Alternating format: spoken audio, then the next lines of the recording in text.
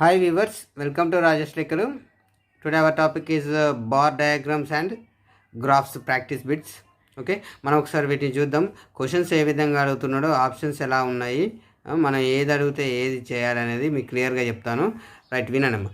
Charts and graphs are the presentation of numerical facts by mean of. ఇక్కడ ఏంటంటే మనకి charts, graphs అంటే ఇక్కడ ఏంటండి మనకి రేఖాచిత్రాలు.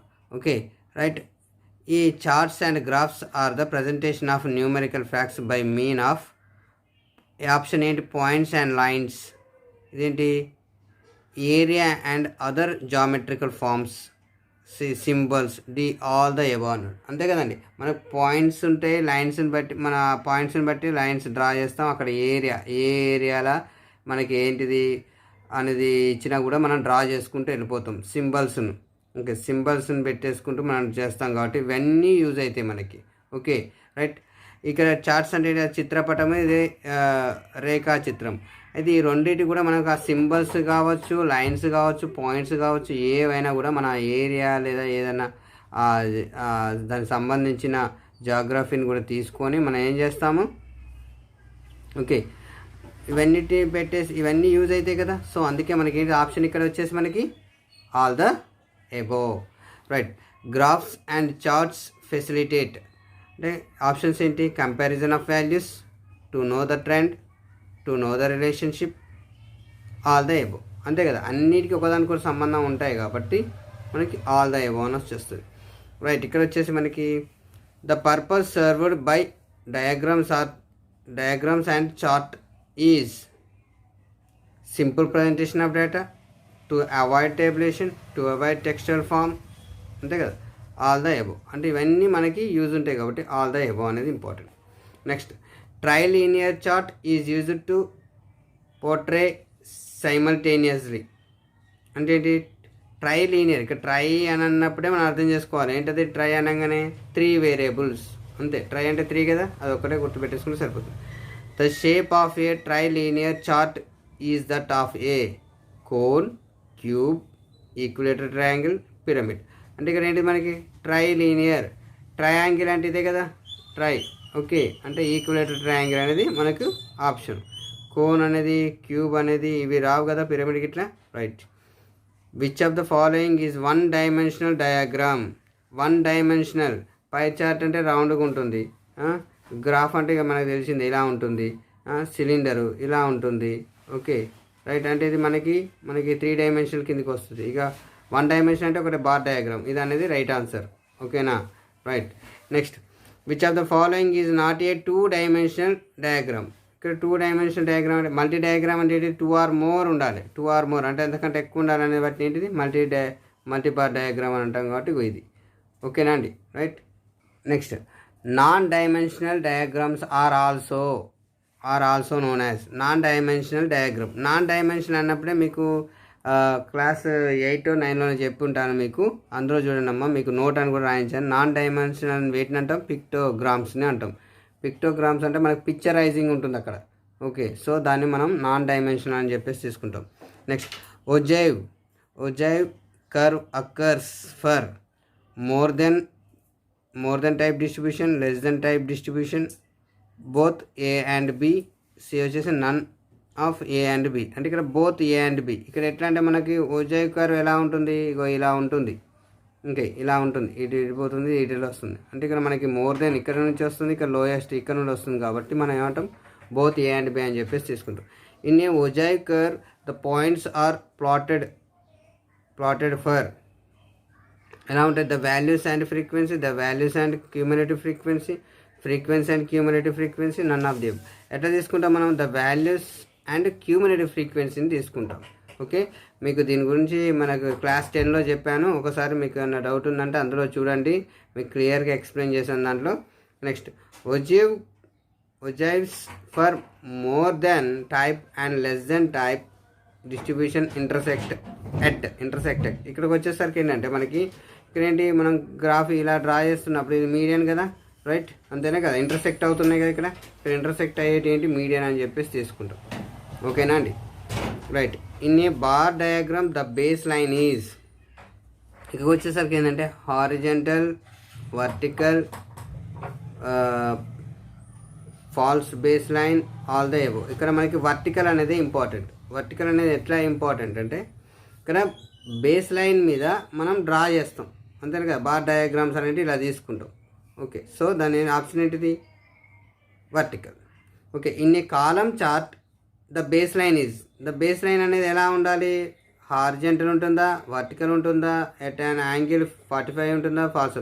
ఇక్కడ బేస్ లైన్ అనేది ఎలా ఉంటుంది మనకి? హారిజెంటల్, అంతేనా కదా, ఇలా ఇది బేస్ లైన్ అంటాం. In a column chart bars ఎప్పుడు కూడా ఎలా ఉంటాయి మనకి? వర్టికల్గానే ఉంటాయి. ఓకే రైట్, అదే option. Next, year wise production of rice, wheat and maize for the last 10 years can be displayed. Last 10 years displayed ఏంటిది? ఇది మనం దీన్ని ఎట్లా చేయొచ్చు?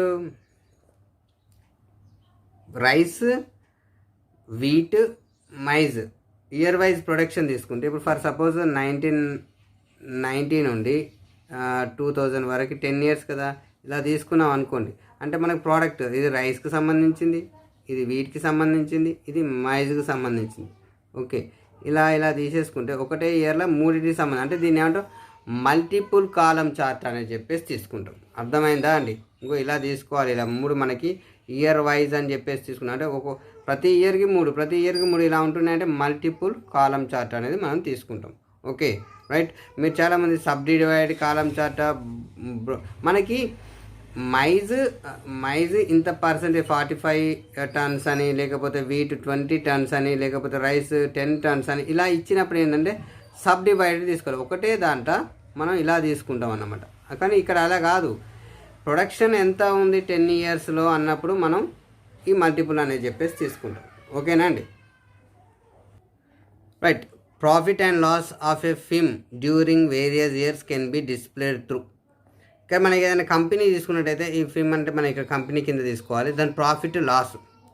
ఓకే, ప్రాఫిట్ లాస్ అనేటివి ఉంటాయి కదా. అంటే మనకి ప్రాఫిట్లో నుంచి మనం లాస్ని తీసేస్తే మనకి ఎంత వచ్చిందని చెప్పేసి మనం పెట్టుబడి పెడతాం, దాంట్లో లాస్ని తీసేస్తే మనకి ఎంత వచ్చిందో లాభం. అంటే డీవియేషన్ చేస్తున్నాం కదా అక్కడ మనం, అంతేనే కదా. సో దీన్ని ఏమంటాం? డీవియేషన్ బార్ చార్ట్ అని చెప్పేసి తీసుకుంటాం. When for some countries the magnitudes are small and for other the magnitudes are very large to portray the data, it is preferred to construct. ఇక్కడ మనకు కొన్ని కంట్రీస్ తీసుకున్నప్పుడు కొన్ని పెద్దగా ఉంటాయి, కొన్ని చిన్నగా ఉంటాయి. అంటే మనం చిన్న వాటిని ఒక దగ్గర డ్రా చేసి పెద్ద వాటిని ఒక దగ్గర డ్రా చేసినప్పుడు సింపుల్గా అలా చెప్పుకున్నట్టయితే మనకి ఏంటంటే దాన్ని బ్రోకెన్ బార్ డయాగ్రామ్స్ అంటాం. ఇలా మనం ఆల్రెడీ మీకు మనం చెప్పాను నేను, ఇది arts, commerce, science, arts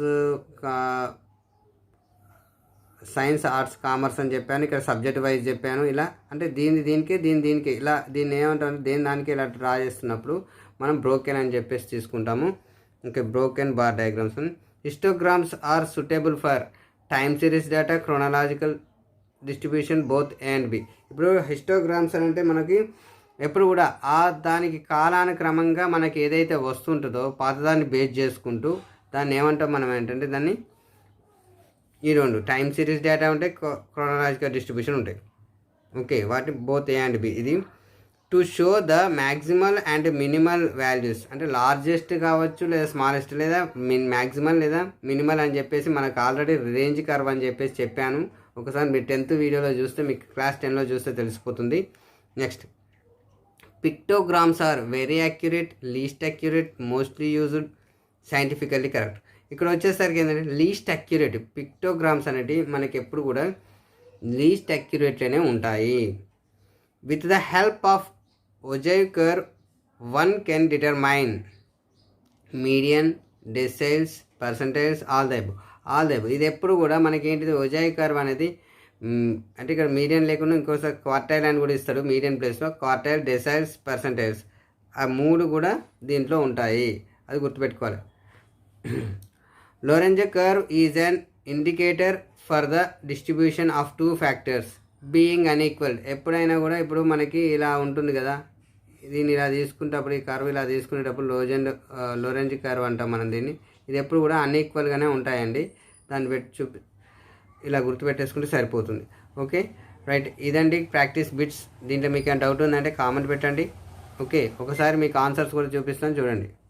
okay, దీంట్లో మీకు ఏమైనా డౌట్ ఉందంటే కామెంట్ పెట్టండి. Please subscribe my channel. Don't forget like and share. Thank you everyone.